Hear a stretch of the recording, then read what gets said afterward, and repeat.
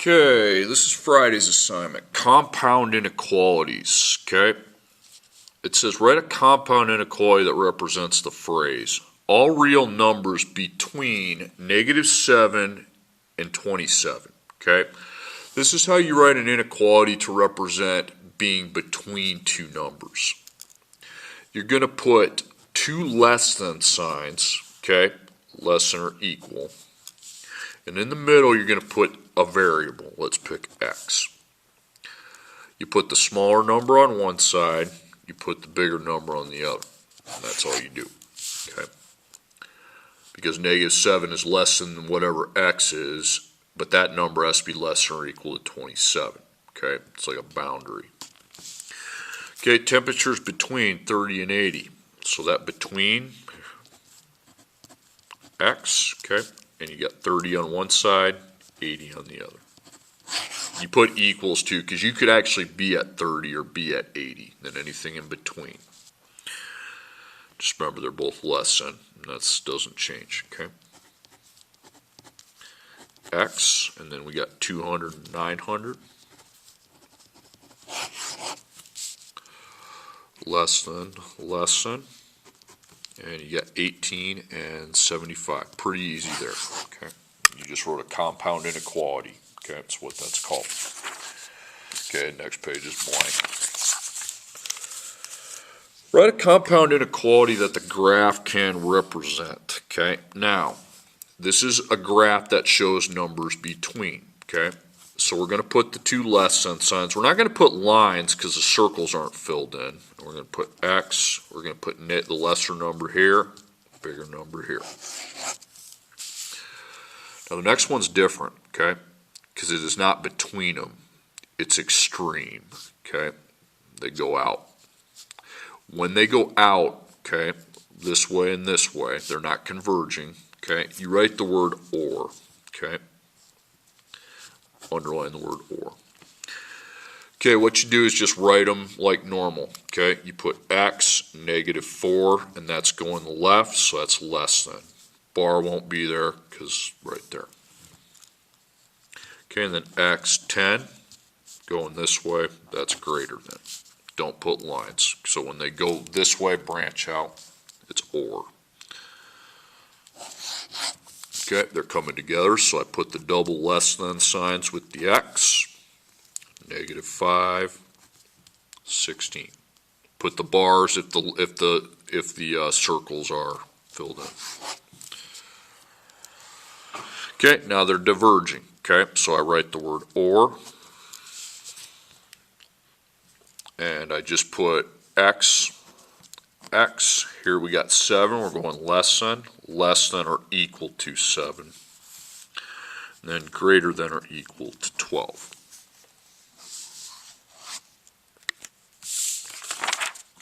So far I'm kind of boat racing through this. Okay, once again, coming together, that's the double less thans with the x in the middle, okay? So -10 here, -3 here. Now they're going opposite ways. So or, and I put x, -2, that's going less, so that would be less than or equal to. That's going this way, so that would be greater than or equal to 2. Okay. Okay, again they're going or, so x. Put your -25, you're going less than, but not equal to. It's not filled in. Going this way, 20, greater than, but not equal. Okay, and then these are coming together. So x, -7 on one side, 20 on the other.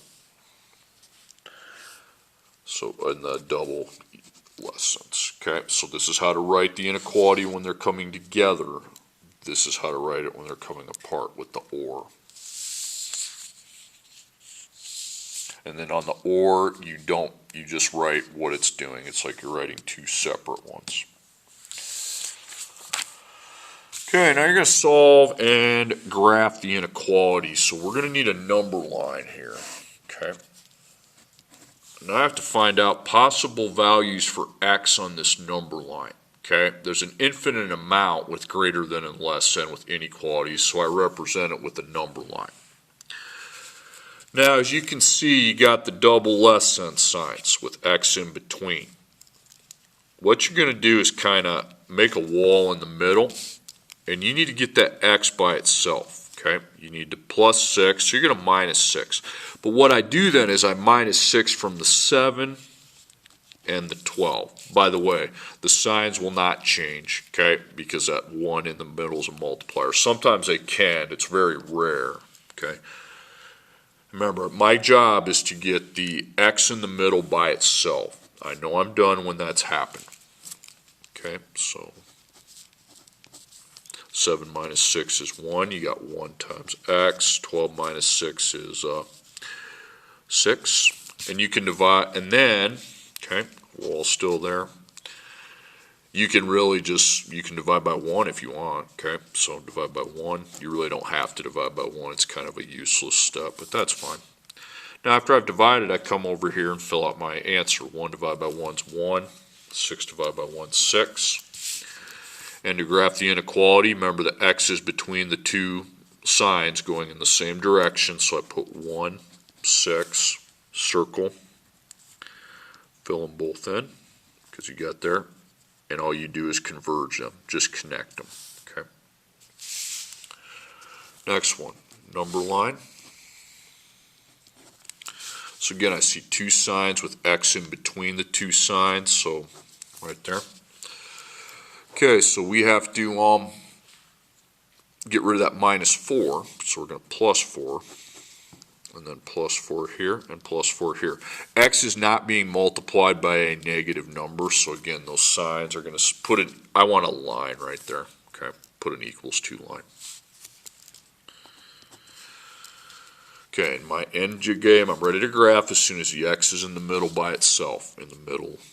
Well, I think it already is, okay, there doesn't have a multiplier. I mean, you can put a 1 there, but you're kind of adding a useless step to the problem. So negative 3 plus 4 is 1. Then negative 1 plus 4 is 3.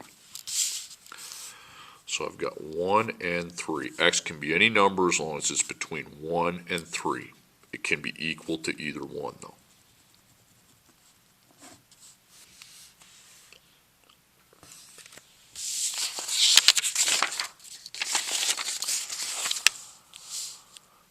Okay, next one. Negative 10 is less than 3x plus 8, and that's less than 41. So x is in the middle of the signs, okay?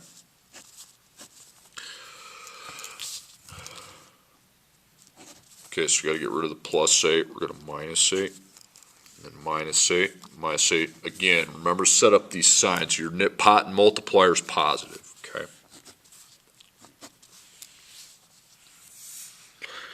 Okay, so you're going to have negative 18 less than 3 times x less than 33.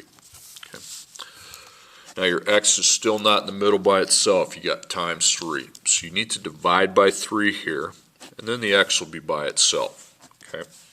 But then I need to divide both that and that by 3. Okay. Everything gets divided by 3. Negative 18 divided by 3 is negative 6. 33 divided by 3 is 11. So negative 6 and 11, x can be anything within that, okay? Now you're not going to color them in because you don't have the lines, okay? And you just connect them when x is in between. Okay, next one.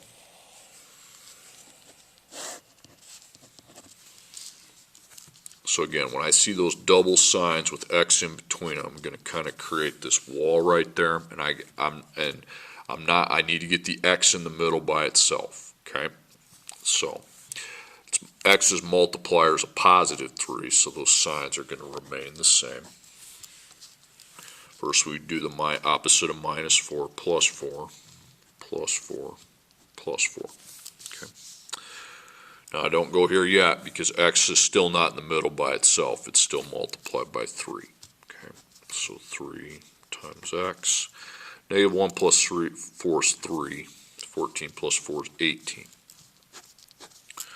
Now 3 times, so the opposite of times is to divide. Okay, so I think x is now in the middle by itself. Okay, so over here I'm going to take 3 divided by 3, that's 1, and 18 divided by 3 is 6, so 1 and 6. Don't fill in either one of them because you don't have the lines. The equals 2 bars are not there. Okay, anything between 1 and 6, but not equal to either. Okay, now this changes a little bit. We're still going to make the number line down here, though. It says 3x plus 2 is less than negative 7, or negative 4x plus 5 is less than 1.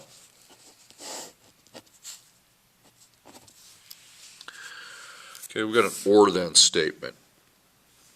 What you do then is you solve each one separately. Okay, so first, your x has a 3 multiplier. It's positive, so that sign is not going to change. I just solve them separately then when it says or. Or means separate. Okay, so 3 times x, and then negative 7 minus 2 is negative 9. Now when I divide, I can go down here. I've got x, negative 3. Now come over here. This time you do have a negative multiplier, so that sign needs to switch, because eventually I will have to divide by a negative. Minus 5, minus 5.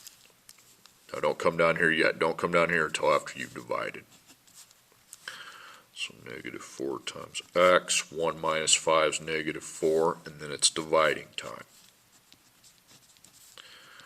So x, sign flips because we're dividing both sides by a negative, and then 1. Okay, now here's what you do with the separate ones. Okay, you just graph them like you normally would. Okay. You go less than negative 3, greater than 1. Okay. Now, as long as they go apart, you can just put the word or between these two. Okay.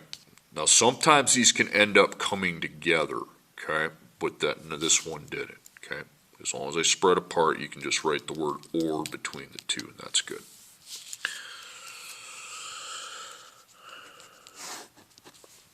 Okay, again, so solve them separately. So you have a negative multiplier on the x, so we want to switch that sign. Remember, don't come down here until after you've divided. So negative 2x, 1 minus 7 is negative 6, and then it's dividing time.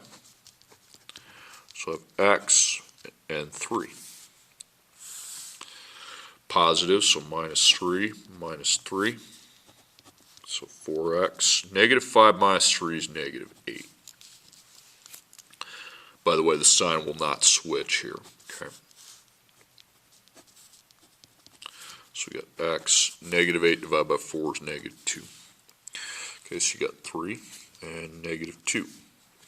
So you're greater than 3. Don't fill it in.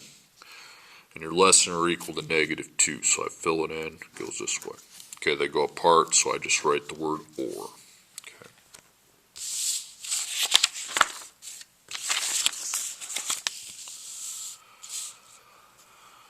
Okay, for again, that or, solve them separately. You still need your number line, but it's like 2 problems packed in one. Okay.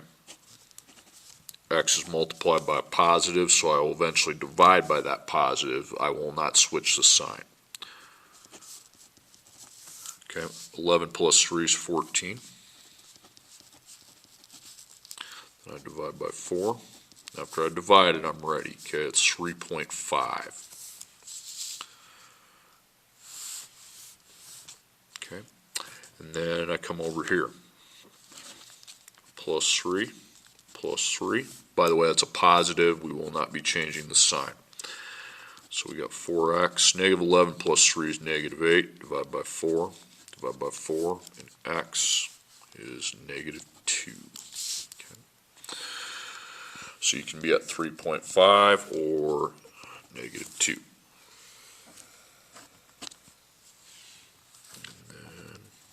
And again, they spread apart. Okay, next one. Now, one thing, when your x has a minus in front of it, you want to apply a 1 in front, even if you're not a fan of a 1, okay? Because that multiplier is negative. Switch the sign then. So minus 7, minus 7. Not ready to divide yet, okay? Negative 6, then we divide. X, and that's 6. So you can be greater than 6. Then divide by 4. All you have to do here is divide. Your sign will not change because that's a positive. So you get x and 3. Okay, so you can have two positives. That's perfectly legit. Okay, so I can put a 6 and a 3. You're greater than 6, but you're less than or equal to 3. So fill it in. Okay, and again, write the word or when they convert, when they go apart like that. Okay, now how does this stuff relate to real life? Okay, that's what you're going to see here. These aren't really that hard if you know what you're doing. To earn a B in a class, you must achieve an unrounded test average between 84 and 86. You scored 86, 85, and 80 on the first 3 tests of the grading period. Write and solve an inequality of possible scores you can receive on the 4th test and still fall into the desired average. Okay, I know after reading that's kind of confusing. So you're writing inequalities, but when it says between, you need double less thans. Okay, and also actually space that out so you got more room to work. You will need to. Okay, now, between what? 84 and 86. So I put 84, 86. Now, here's what I decide to fill in the inside. Well, I've already taken 3 tests already. By the way, cross out 84, 86. So write 86 plus 85 plus 80, and then add a 4th test score, which is unknown. So that's x. Now you're talking average here, so to find my average score I need to divide by how many there are. No, there's not 3 because x counts as 1 as well. So 1, 2, 3, 4. So you're going to divide by 4. Now how do you solve that mess? Well, you don't want that 4 there obviously. It's being divided by 4, so to get rid of the 4 you can scribble it out and just multiply it here and here. I'm undoing the multiplication of the division of 4 by getting rid of it here and then multiplying it on each side. Okay, so 84 times 4 is 336. And then 86 times 4 is going to be 344. Okay, now you're going to put your x, but you're going to add these 3 together now. Okay. So simplify. 86 plus 85 plus 80 gives me 251. Then I'm good to go. Remember, x is between, so make the wall. Get x, get that out of there.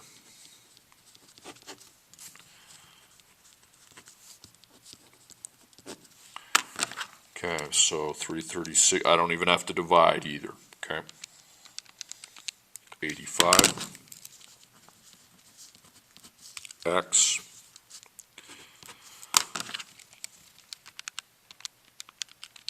93. So as long as you get between those 2 scores, you're good. You'll get your B. Okay. Okay, I'm going to go with 2 more of those kind.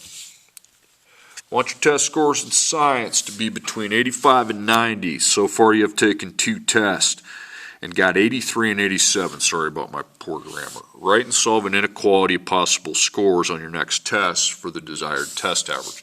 Write an inequality with between. Okay, there's no goal, there's no have, so you need a compound inequality. Okay, oh gosh, I did it again. Again, you want to give yourself plenty of workspace in the middle because you don't just write x. Okay, you want to get between 85 and 90, so 85, 90. Get rid of those. So far you've taken 1 test, you got 83. You took a 2nd test, you got 87. You're going to take a 3rd one, but you don't know what you're going to get, so that's x. And then to find the average, we would add those and divide by 3. Okay, so First off, that 3's got to go. Scribble it out. The opposite of divide is to multiply. So you can get rid of it as long as you multiply the outsides by 3. So 85 times 3, 255. 90 times 3 is 270, and then you need to add these two together. Put your x down first. I like the x to come before the number. That's just me. 170. Okay. Now, get rid of that plus 170.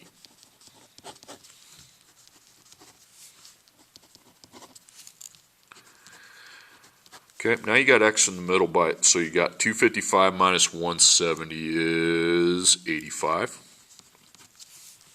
Got x in the middle by itself, and 270 minus 170 is 100. Okay, so that's what his scores can fall between. Okay, let's do a non-test score one. The acidity of the water in a swimming pool is considered normal if the average of 3 pH readings is between 7.2 and 7.8. The first 2 readings of a swimming pool are 7.4 and 7.9. Write and solve an inequality that makes the average of pH normal. So again, write and solve an inequality with between. There's no goal, okay? By the way, some of you are like, well, how am I going to know on a test whether I need 2 signs or just the 1? Well, if you see goal or have, it's just 1, but if you see between, you're going to use the double less sign. Okay, says my between is 7.2 and 7.8. Once you've established those, get rid of them from the problem. Okay. You've taken 2 readings already. You write 7.4 plus 7.9, and you're going to be taking a third reading, so x, and you'll be dividing by 3 this time because there's 3 numbers there. Okay, now get rid of the divided by 3. You can get rid of that as long as you multiply the 7.2 by 3 and the 7.8 by 3.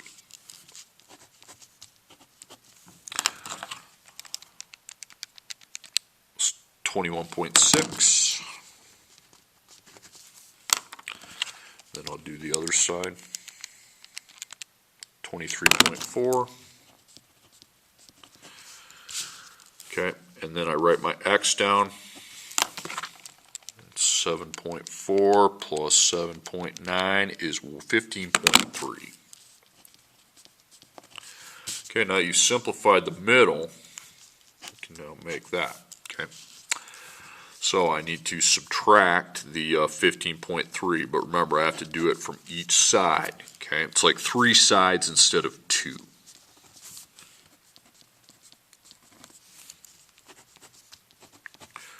Okay, 21.6 minus 15.3, 6.3. X in the middle. 23.4 minus 15.3 is 8.1. Donezo. Okay, as long as it's that third readings between here, I'll get the right average.